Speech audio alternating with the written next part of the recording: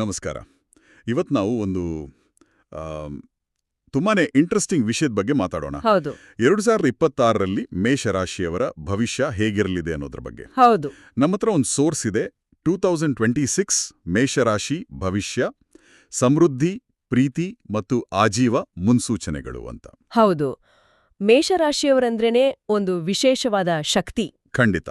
ಅವರ ಧೈರ್ಯ, ಆ ಲೀಡರ್ಶಿಪ್ ಕ್ವಾಲಿಟಿ ಮತ್ತೆ ಆ ಸ್ಪರ್ಧಾತ್ಮಕ ಮನೋಭಾವ, ಯಾವಾಗ್ಲೂ ನಾನೇ ಫಸ್ಟ್ ಇರಬೇಕು ಅಂತ. ಕರೆಕ್ಟ್. ಹಾಗಿದ್ರೆ 2026ನೇ ವರ್ಷ ಅವರ ಈ ಗುಣಗಳಿಗೆ ಹೇಗೆ ಸಪೋರ್ಟ್ ಮಾಡುತ್ತೆ ಅಥವಾ ಏನಾದ್ರೂ ಸವಾಲುಗಳನ್ನ ಹಾಕುತ್ತಾ? ಹೌದು, ನಮ್ಮ ಉದ್ದೇಶ ಭವಿಷ್ಯ ಹೇಳೋದಲ್ಲ, ಆದ್ರೆ ಈ ಮೂಲ ಏನು ಹೇಳುತ್ತೆ, ಅದರ ಹಿಂದಿನ ತರ್ಕ ಏನು ಅಂತ ಆಳವಾಗಿ ನೋಡೋಣ. ಖಂಡಿತ.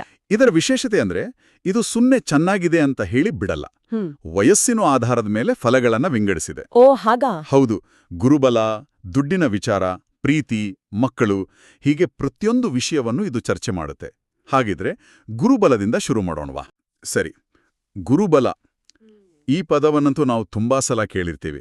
ಅವನಿಗೆ ಗುರುಬಲ ಚೆನ್ನಾಗಿದೆ, ಅದಕ್ಕೆಲ್ಲ ಕೆಲಸ ಆಗ್ತಿದೆ ಅಂತ ಹೇಳ್ತಾರೆ. ಹೌದು ಹೌದು. ಈ ಮೂಲದ ಪ್ರಕಾರ 2026ರಲ್ಲಿ ಮೇಷರಾಶಿಯವರಿಗೆ ಗುರುಬಲ ತುಂಬಾನೇ ಸ್ಟ್ರಾಂಗ್ ಆಗಿರುತ್ತಂತೆ. ಆದ್ರೆ ಇದರ ಅರ್ಥವೇನು? ಯಾಕೆ ಈ ಗುರುಗ್ರಹ ಇಷ್ಟು ಮುಖ್ಯ? ಒಳ್ಳೆ ಪ್ರಶ್ನೆ. ನೋಡಿ, ಜ್ಯೋತಿಷ್ಯದಲ್ಲಿ ಗುರುಗ್ರಹವನ್ನ ಜ್ಞಾನ, ವಿಸ್ತರಣೆ, ಅದೃಷ್ಟ ಮತ್ತೆ ಅವಕಾಶಗಳ ಕಾರಕ ಅಂತ ಕರೀತಾರೆ. ಗುರುಬಲ ಚೆನ್ನಾಗಿದೆ ಅಂದ್ರೆ ಸಿಂಪಲ್ ಆಗಿ ಹೇಳೋದಾದ್ರೆ ಲೈಫಲ್ಲಿ ಮುಂದಕ್ಕೆ ಹೋಗೋಕೆ ಹೊಸ ದಾರಿಗಳು ಓಪನ್ ಆಗುತ್ತೆ ಅಂತ. ಓಕೆ. 2026ರಲ್ಲಿ ಗುರುಗ್ರಹ ಮಿಥುನ ರಾಶಿಯಲ್ಲಿ ಸಂಚರಿಸುತ್ತೆ. ಇದು ಮೇಷರಾಶಿಯಿಂದ ಮೂರನೇ ಮನೆ. ಮೂರನೇ ಮನೆ ಅಂದ್ರೆ? ಮೂರನೇ ಮನೆ ಧೈರ್ಯ, ಕಮ್ಯುನಿಕೇಷನ್ ಮತ್ತೆ ಹೊಸ ಪ್ರಯತ್ನಗಳನ್ನ ಸೂಚಿಸುತ್ತೆ. ಹಾಗಾಗಿ ಜ್ಞಾನದ ಕಾರಕನಾದ ಗುರು ಧೈರ್ಯದ ಮನೆಗೆ ಬಂದಾಗ ಮೇಷರಾಶಿಯವರ ಸಹಜ ಗುಣಗಳಿಗೆ ಒಂದು ದೊಡ್ಡ ಬೂಸ್ಟ್ ಸಿಕ್ಕಾಗೆ. ಓ, ಹಾಗಿದ್ರೆ ಇದ್ರ ಹಿಂದೆ ಒಂದು ತಾಂತ್ರಿಕ ಕಾರಣ ಇದೆ. ಇದು ಸುಮ್ನೆ ಹೇಳೋ ಮಾತಲ್ಲ. ಖಂಡಿತ. ಹೌದು. ಈ ಗುರುಬಲದ ಪರಿಣಾಮಗಳು ಹೇಗಿರುತ್ತೆ? ಇಲ್ಲಿ ವಯಸ್ಸಿನ ಪ್ರಕಾರ ವಿಂಗಡಿಸಿರೋದು ನನಗೆ ತುಂಬಾನೇ ಕುತೂಹಲ ಮೂಡಿಸ್ತಿದೆ. 18ರಿಂದ 30 ವರ್ಷದವ್ರ ಬಗ್ಗೆ ಏನ್ ಹೇಳುತ್ತೆ? ಹೌದು, ಈ ವಯಸ್ಸಿನವರಿಗೆ ಉತ್ತಮ ಉದ್ಯೋಗಾವಕಾಶಗಳು ಸಿಗುತ್ತೆ ಅಂತ ಮೂಲ ಹೇಳುತ್ತೆ. ಅಂದ್ರೆ ಓದು ಮುಗ್ಸಿ ಕೆಲ್ಸ ಹುಡುಕ್ತಿರೋವರಿಗೆ ಅಥವಾ ಕೆರಿಯರ್ನ ಶುರುವಿನಲ್ಲಿರೋವರಿಗೆ ಇದೊಂದು ಗೋಲ್ಡನ್ ಪೀರಿಯಡ್ ಇದ್ದ ಹಾಗೆ. ಒಂದ್ ನಿಮಿಷ, ಇಲ್ಲಿ ಉತ್ತಮ ಉದ್ಯೋಗ ಅಂತ ಹೇಳಿದ್ದಾರೆ. ಗುರು ಜ್ಞಾನದ ಕಾರಕ ಆಗಿರೋದ್ರಿಂದ ಇದು ಬರೀ ಸಂಬಳದ ವಿಷಯನಾ ಅಥವಾ ಏನಾದ್ರೂ ಸ್ಕಿಲ್ ಡೆವಲಪ್ಮೆಂಟ್ ಅವಕಾಶಗಳ? ಅಂದ್ರೆ ಹೊಸದನ್ನ ಕಲಿಯೋಕೆ ಅಥವಾ ಅಪ್ಗ್ರೇಡ್ ಮಾಡ್ಕೊಳ್ಳೋಕೆ ಚಾನ್ಸ್ ಸಿಗುತ್ತಾ? ಇದ್ರ ಬಗ್ಗೆ ಏನಾದ್ರೂ ಸುಳಿವಿದೆಯಾ? ತುಂಬಾ ಒಳ್ಳೆಯ ಪಾಯಿಂಟ್. ಮೂಲದಲ್ಲಿ ನೇರವಾಗಿ ಹೇಳಿಲ್ಲ, ಆದರೂ ಗುರುವಿನ ಪ್ರಭಾವನ್ನು ನೋಡಿದ್ರೆ ಇದು ಬರೀ ಸಂಬಳದ ಹೆಚ್ಚಳ ಅಲ್ಲ. ಸರಿ. ಬದಲಾಗಿ ವ್ಯಕ್ತಿಯ ಬೆಳವಣಿಗೆಗೆ ಸಪೋರ್ಟ್ ಮಾಡುವ ಅವಕಾಶಗಳು ಅಂತಾನೆ ನಾವು ಅರ್ಥ ಮಾಡ್ಕೋಬೇಕು. ಬಹುಶಃ ಫಾರಿನ್ ಪ್ರಾಜೆಕ್ಟ್ಗಳು ಸಿಗ್ಬೋದು ಅಥವಾ ಹೊಸ ಟೆಕ್ನಾಲಜಿ ಕಲಿಯುವ ಚಾನ್ಸ್ ಬರ್ಬೋದು. ಓಕೆ. ಇನ್ನು 31ರಿಂದ 45 ವರ್ಷದವರಿಗೆ ಪ್ರಮೋಷನ್ ಮತ್ತು ಲೀಡರ್ಶಿಪ್ ಅವಕಾಶಗಳು ಕಾಯ್ತಿದೆ ಅಂತಾನೂ ಹೇಳಲಾಗಿದೆ. ಇದು ಕೆರಿಯರ್ನಲ್ಲಿ ಸೆಟ್ಲ್ ಆಗಿ ನೆಕ್ಸ್ಟ್ ಲೆವೆಲ್ಗೆ ಹೋಗೋಕೆ ಕಾಯ್ತಿರೋರಿಗೆ ಸಿಹಿ ಸುದ್ದಿ. ಹೌದು. ಹಾಗೆಯೇ 46ರಿಂದ 60 ವರ್ಷದವರಿಗೆ ಸಮಾಜದಲ್ಲಿ ಗೌರವ, ಹೆಸರು ಹೆಚ್ಚಾಗುತ್ತೆ. ಮತ್ತು 60 ದಾಟಿದವರಿಗೆ ಆಧ್ಯಾತ್ಮಿಕ ಚಿಂತನೆಗಳಲ್ಲಿ ಮನಸ್ಸು ನೆಮ್ಮದಿ ಕಾಣುತ್ತೆ ಅಂತ ಹೇಳಿದೆ. ಅಂದ್ರೆ ಜೀವನದ ಪ್ರತಿಯೊಂದು ಹಂತದಲ್ಲೂ ಗುರು ಬೇರೆ ಬೇರೆ ರೀತಿ ಫಲ ಕೊಡ್ತಾನೆ. ಇದಕ್ಕೇನಾದ್ರೂ ಪರಿಹಾರ ಇದೆಯಾ? ಖಂಡಿತ. ತುಂಬಾನೇ ಸರಳ ಪರಿಹಾರ. ಪ್ರತಿ ಗುರುವಾರ ಓಂ ಬೃಹಸ್ಪತಯೇ ನಮಃ ಮಂತ್ರವನ್ನ 21 ಬಾರಿ ಜಪಿಸೋದು. ಇದು ಸರಳವಾಗಿ ಕಾಣಬಹುದು. ಹೌದು. ಆದ್ರೆ ಇದರ ಹಿಂದಿನ ತತ್ವ ಅಂದ್ರೆ ಆ ಗ್ರಹದ ಶಕ್ತಿಯೊಂದಿಗೆ ನಮ್ಮನ್ನ ನಾವು ಕನೆಕ್ಟ್ ಮಾಡ್ಕೊಳ್ಳೋದು. ಇದೊಂದು ರೀತಿ ಮೆಂಟಲ್ ಫೋಕಸ್ ಕೊಡುವ ವಿಧಾನ ಅಂತಾನೂ ಹೇಳಬಹುದು. ಸರಿ. ಗುರುಬಲದಿಂದ ವೃತ್ತಿಯಲ್ಲಿ ಯಶಸ್ಸು ಸಿಕ್ಕ್ರೆ ಸಹಜವಾಗಿಯೇ ಮುಂದಿನ ಪ್ರಶ್ನೆ ದುಡ್ಡಿನ ಬಗ್ಗೆ. ಹೌದು ಹೌದು. ಮೇಷರಾಶಿಯವರು ದುಡ್ಡು ಮಾಡೋದ್ರಲ್ಲಿ ಗಟ್ಟಿಗರು. ಆದರೆ ಅವರ ಆತುರದ ಸ್ವಭಾವದಿಂದ ಕೆಲವೊಮ್ಮೆ ಕೈ ಸುಟ್ಕೊಳ್ಳೋದು ಇದೆ ಅಲ್ವಾ? ನಿಜ. ಆ ವಿಚಾರದಲ್ಲಿ 2026 ಹೇಗಿರಲಿದೆ? ಈ ಮೂಲದ ಪ್ರಕಾರ 2026 ಹಣಕಾಸಿನ ವಿಚಾರದಲ್ಲಿ ಒಂದು ಮಹತ್ವದ ವರ್ಷ. ಹೊಸ ಆದಾಯದ ಮೂಲಗಳು, ಬಿಸ್ನೆಸ್ನಲ್ಲಿ ವಿಸ್ತರಣೆ ಮತ್ತೆ ಹಿಂದೆ ಮಾಡಿದ ಇನ್ವೆಸ್ಟ್ಮೆಂಟಿಂದ ಲಾಭ. ಹೀಗೆ ಹಲವಾರು ಸಾಧ್ಯತೆಗಳಿವೆ. ಇಲ್ಲಿ ಧನಯೋಗ ಅನ್ನೋ ಪದವನ್ನ ಬಳಸಿದ್ದಾರೆ. ನೀವು ಧನಯೋಗ ಅಂತ ಹೇಳಿದ್ರಿ. ಕೇಳುಗರಿಗೆ ಸ್ವಲ್ಪ ಸರಳವಾಗಿ ಹೇಳೋದಾದ್ರೆ ಯೋಗ ಅಂದ್ರೆ ಏನು? ಇದು ಗ್ರಹಗಳ ಒಂದು ನಿರ್ದಿಷ್ಟ ಕಾಂಬಿನೇಷನ್ನ? ಕರೆಕ್ಟ್. ಯೋಗ ಅಂದ್ರೆ ಸಂಯೋಗ ಅಥವಾ ಸೇರುವಿಕೆ. ಜಾತಕದಲ್ಲಿ ಕೆಲವು ಗ್ರಹಗಳು ಕೆಲವು ನಿರ್ದಿಷ್ಟ ಮನೆಗಳಲ್ಲಿ ಒಟ್ಟಿಗೆ ಸೇರಿದಾಗ ವಿಶೇಷ ಯೋಗಗಳು ಉಂಟಾಗುತ್ತೆ. ಧನಯೋಗ ಅಂದ್ರೆ ಸಂಪತ್ತನ್ನು ತಂದುಕೊಡುವ ಗ್ರಹಗಳ ಕಾಂಬಿನೇಷನ್. 2026ರಲ್ಲಿ ಮೇಷರಾಶಿಯವರಿಗೆ ಅಂತಹ ಕಾಂಬಿನೇಷನ್ ತುಂಬಾನೇ ಚೆನ್ನಾಗಿದೆ ಅಂತ ಈ ಮೂಲ ಹೇಳುತ್ತೆ. ಓಕೆ, ಹಾಗಿದ್ರೆ ದುಡ್ಡಿನ ಅರಿವು ಚೆನ್ನಾಗಿರುತ್ತೆ, ಆಸ್ತಿ ಖರೀದಿಸೋ ಯೋಗ ಕೂಡ ಇದೆ ಅಂತ ಹೇಳಿದಿರಿ. ಹೌದು.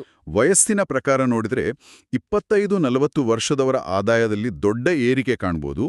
40-45 ವರ್ಷದವರಿಗೆ ಮನೆ ಅಥವಾ ಭೂಮಿ ಯೋಗ, 55 ದಾಟಿದವರಿಗೆ ಫೈನಾನ್ಷಿಯಲ್ ಸ್ಟೆಬಿಲಿಟಿ. ಆದ್ರೆ ಇಲ್ಲೊಂದು ವಾರ್ನಿಂಗ್ ಕೂಡ ಇದೆ ಅಲ್ವಾ? ಇದು ಬಹಳ ಮುಖ್ಯ. ಮೇಷರಾಶಿಯವರ ರಿಸ್ಕ್ ತೆಗೆದುಕೊಳ್ಳುವ ಸ್ವಭಾವಕ್ಕೆ ಈ ಮೂಲ ಒಂದು ಎಚ್ಚರಿಕೆ ಕೊಟ್ಟಿದೆ. ಏನು ಅಂತ? ಅತಿಯಾದ ರಿಸ್ಕ್ ಬೇಡ ಮತ್ತು ಕೋಪದಲ್ಲಿ ಹಣಕಾಸಿನ ನಿರ್ಧಾರಗಳನ್ನು ಮಾಡಬೇಡಿ ಅಂತ ಸ್ಪಷ್ಟವಾಗಿ ಹೇಳಿದೆ. ಇದು ಬಹುಶಃ ಎಲ್ರಿಗೂ ಅನ್ವಯಿಸುವ ಸಲಹೆ. ಖಂಡಿತ. ಕೋಪದಲ್ಲಿ ಆತುರದಲ್ಲಿ ತಗೊಳ್ಳೋ ಫೈನಾನ್ಷಿಯಲ್ ನಿರ್ಧಾರಗಳು ಯಾವಾಗ್ಲೂ ಡೇಂಜರಸ್. ಇದ್ರ ಜೊತೆಗೆ ಕೆಂಪು ಬಣ್ಣ ಮತ್ತೆ 1 ಮತ್ತು 9 ಸಂಖ್ಯೆಗಳು ಶುಭ ಅಂತನೂ ಹೇಳಿದೆ. ಹೌದು. ಹಾಗಾದ್ರೆ ವೃತ್ತಿ ಮತ್ತು ದುಡ್ಡಿನ ವಿಚಾರದಲ್ಲಿ ಇಷ್ಟೆಲ್ಲ ಪಾಸಿಟಿವ್ ಬದಲಾವಣೆಗಳಾದಾಗ ಅದು ನಮ್ಮ ಪರ್ಸನಲ್ ಲೈಫ್ ಮೇಲೂ ಪರಿಣಾಮ ಬೀರುತ್ತಲ್ವಾ? ಖಂಡಿತವಾಗಿಯೂ. ಮೇಷರಾಶಿಯವರ ಪ್ರೇಮ ಮತ್ತು ಕೌಟುಂಬಿಕ ಜೀವನದ ಮೇಲೆ ಇದು ಹೇಗೆ ಪ್ರಭಾವ ಬೀರಲಿದೆ ಅಂತ ಮೂಲ ಏನು ಹೇಳುತ್ತೆ? ನಿಜ. ಮೂಲದ ಪ್ರಕಾರ 2026 ಪ್ರೇಮ ಮತ್ತು ಸಂಬಂಧಗಳಿಗೆ ಒಂದು ಅದ್ಭುತವಾದ ವರ್ಷ. ಓ. ಅವಿವಾಹಿತರಿಗೆ ತಮ್ಮ ಸೋಲ್ಮೇಟ್ ಸಿಗುವ ಸಾಧ್ಯತೆಗಳು, ಮದುವೆ ಆಗದವರಿಗೆ ವಿವಾಹ ಯೋಗ ಕೂಡಿ ಬರೋದು, ಹೀಗೆಲ್ಲ ಹೇಳಲಾಗಿದೆ. ಒಂದ್ ನಿಮಿಷ, ನನಗೊಂದು ಗೊಂದಲ ಇದೆ. ಹೇಳಿ. ಒಂದೆಡೆ ಮೇಷರಾಶಿಯವರ ಕೋಪವೇ ಸಂಬಂಧಗಳಿಗೆ ಪ್ರಾಬ್ಲಮ್ ಆಗುತ್ತೆ ಅಂತ ಹೇಳಲಾಗುತ್ತೆ. ಇನ್ನೊಂದೆಡೆ 2026 ಪ್ರೇಮಕ್ಕೆ ಅದ್ಭುತ ವರ್ಷ ಅಂತಾನೂ ಹೇಳುತ್ತೆ. ಎರಡೂ ಕಾಂಟ್ರಾಡಿಕ್ಟಿಂಗ್ ಅಲ್ವಾ? ಕೋಪವನ್ನ ಕಂಟ್ರೋಲ್ ಮಾಡೋಕೆ ಗ್ರಹಗಳು ಹೆಲ್ಪ್ ಮಾಡ್ತಾವಾ? ಬಹಳ ಚಾಣಾಕ್ಷ ಪ್ರಶ್ನೆ. ಮೂಲದಲ್ಲಿ ಇದನ್ನ ನೇರವಾಗಿ ವಿವರಿಸಿಲ್ಲ. ಆದ್ರೆ ನಾವು ಹೀಗರ್ಥ ಮಾಡ್ಕೋಬಹುದು.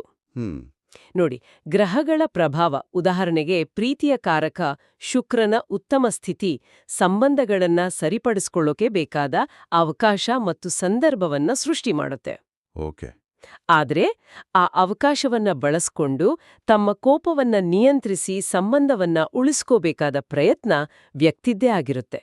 ಗ್ರಹಗಳು ದಾರಿ ತೋರಿಸಬಹುದೇ ಹೊರತು ನಮ್ಮ ಬದಲು ಅವು ನಡೆಯೋಲ್ಲ. ಅಂದ್ರೆ ಗ್ರಹಗಳು ಒಂದು ರೀತಿ ಅನುಕೂಲಕರ ವಾತಾವರಣವನ್ನ ನಿರ್ಮಿಸುತ್ತೆ ಅಷ್ಟೇ. ಎಕ್ಸಾಕ್ಟ್ಲಿ. ವಯಸ್ಸಿನ ಪ್ರಕಾರ ನೋಡಿದ್ರೆ 18-25 ವರ್ಷದವರೆಗೆ ಹೊಸ ಪ್ರೀತಿ ಆರಂಭ, 26-35 ವರ್ಷದವರೆಗೆ ಮದುವೆ ಯೋಗ ತುಂಬಾನೇ ಪ್ರಬಲವಾಗಿದೆ ಅಂತ ಇದೆ. ಹೌದು. 35 ವರ್ಷ ಮೇಲ್ಪಟ್ಟವರಿಗೆ ಕುಟುಂಬದಲ್ಲಿ ಶಾಂತಿ ನೆಲೆಸುತ್ತೆ. ಇದಕ್ಕೆ ಪರಿಹಾರವಾಗಿ ಓಂ ಶುಕ್ರಾಯ ನಮಃ ಮಂತ್ರವನ್ನ ಜಪಿಸುವ ಹೇಳಿದ್ದಾರೆ. ಸರಿ. ಇನ್ನು ಕುಟುಂಬದ ವಿಷಯಕ್ಕೆ ಬಂದ್ರೆ ಮಕ್ಕಳ ಯೋಗದ ಬಗ್ಗೆನೂ ಇದರಲ್ಲಿ ಪ್ರಸ್ತಾಪವಿದೆ. ಓಹೋ, ಹೌದಾ? ಹೌದು. 2026ರಲ್ಲಿ ಸಂತಾನ ಯೋಗ ಬಲಗೊಳ್ಳಲಿದೆ. ಅಂದ್ರೆ ಮಕ್ಕಳನ್ನು ಬಯಸುತ್ತಿರುವ ದಂಪತಿಗಳಿಗೆ ಇದು ಶುಭ ಸುದ್ದಿ. ಆಲ್ರೆಡಿ ಮಕ್ಕಳಿರೋರ್ಗೆ ಅವರಿಗೂ ಒಳ್ಳೆ ಸುದ್ದಿ ಇದೆ. ಅವರ ಮಕ್ಕಳ ಶಿಕ್ಷಣ ಮತ್ತು ಬೇರೆ ಆಕ್ಟಿವಿಟೀಸ್ ಅಲ್ಲಿ ದೊಡ್ಡ ಯಶಸ್ಸು ಕಾಣಲಿದ್ದಾರೆ ಅಂತ ಹೇಳಿದೆ. ಹೌದು.